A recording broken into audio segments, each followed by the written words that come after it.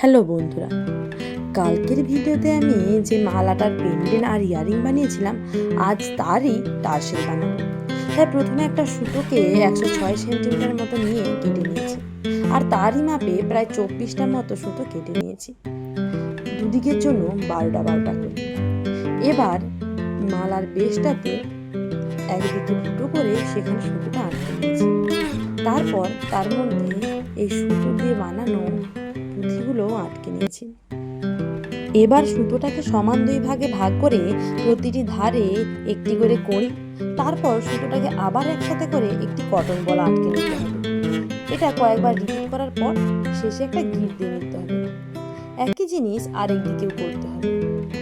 টার্সেলটা complete হয়ে গেলে দুটো ইয়ারিং হুক আটকে নিলে আমাদের জুয়েলারি সেট কমপ্লিট। ভিডিওটা কেমন লাগলো সবাই জানাবেন, আর ভালো লাগলে লাইক করে দিন।